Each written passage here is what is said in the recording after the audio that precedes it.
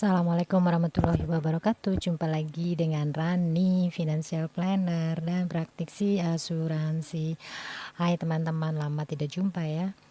Terakhir-terakhir ini saya lagi sibuk banget dengan urusan ibu saya yang udah senior. Seperti saya cerita di video-video saya sebelumnya, ibu saya kan menderita Alzheimer atau demensia, sepertinya sudah tingkat tinggi teman-teman ya. Jadi sebenarnya keabsenan saya untuk tidak bisa bikin video bertemu dengan teman-teman sekalian ya, lebih banyak karena secara psikis saya juga jadi rada sakit teman-teman ya.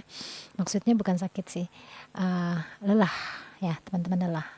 Saya sangat-sangat ingin mengabdikan diri untuk menemani ibu saya yang sudah senior, usianya 76 dan dia demensia tingkat tinggi teman-temannya. Tingkat tinggi itu dalam artian sudah mulai lupa ya, toilet lupa ada di mana gitu ya, mau pipis bukan ke toilet malah pergi ke ruang tamu. Lalu kalau diingatkan untuk mandi atau ya mandi, ganti baju, ganti pampers gitu ya, pasti udah 2 minggu terakhir ini marah-marah terus. Sedih ya dimarahin ya. Habis itu saya gimana, harus cari cara untuk supaya ibu saya mandinya tetap mau mandi dan enjoy ya. Dari mulai saya nyanyi-nyanyi seperti untuk anak-anak gitu ya teman-teman ya. Aduh, saya jadi sedih. Maaf sebentar ya. Lalu gosok giginya teman-teman ya.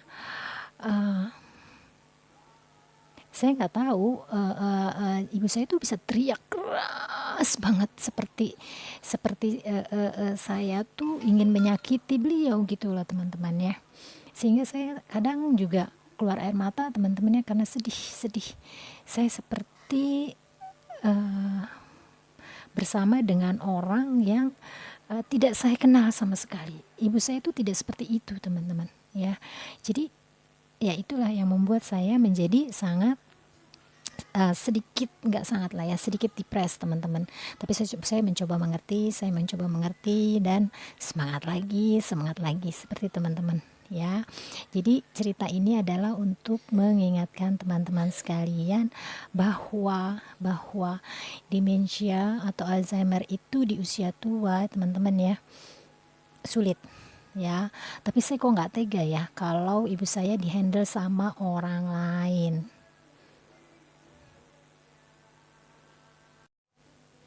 Teman-teman sekalian, saya sharing bercerita tentang ibu saya yang demensia atau Alzheimer ini adalah untuk berbagi kepada teman-teman. Jika dan hanya jika, mudah-mudahan enggak ya teman-teman ya, insya Allah enggak kejadian di keluarga teman-teman sekalian. Jadi jika misalnya ada kejadian di keluarga teman-teman, mungkin ada yang sama, hal-hal yang sama yang bisa kalian hadapi. Yuk kita hadapi bersama, yuk saya itu ngaliminnya ini gitu loh, harus digimanain gitu ya teman-teman. Jadi saya bukannya mau ria atau bagaimana, enggak sama sekali teman-teman, enggak. Saya cuma mau berbagi, mudah-mudahan ada manfaatnya ya, bagaimana saya menghandle ibu saya yang memang harus ditemani karena mengalami demensia atau Alzheimer ini ya teman-teman. Dan satu hal yang paling penting teman-teman, ternyata ya, setelah saya juga baca-baca buku, saya baca-baca video-video lain ya teman-teman ya, yang dari luar negeri terutama ya teman-teman ya, mereka ada kumpulan asosiasi untuk caretakernya demensia atau Alzheimer itu ya. Kita juga sebagai yang ngurus langsungnya, kayak saya nih nemenin langsung ibu saya gitu ya, day to day gitu ya, malah saya tidur sama ibu saya ya, satu kamar satu ranjang ya teman-teman ya. Nah kitanya ini pun harus teman-teman ya, harus banget punya me time, harus ada breaknya teman-teman ya. Jadi harus digantiin teman-teman, misalnya per 2 hari sekali ya, atau seminggu sekali harus jalan pergi sendiri deh ya, lupain dulu deh gitu ya. Nah itu teman-teman penting banget supaya kita enggak ikutan kena sakit ya teman-teman, karena kecapean, karena secara emosional juga kan beda ya, ngurusin orang tua, which is yang ibu kita gitu loh, orang tua kita gitu loh ya, kita pasti nggak mau, kita menghindari banget untuk tidak durhaka ya teman-teman ya.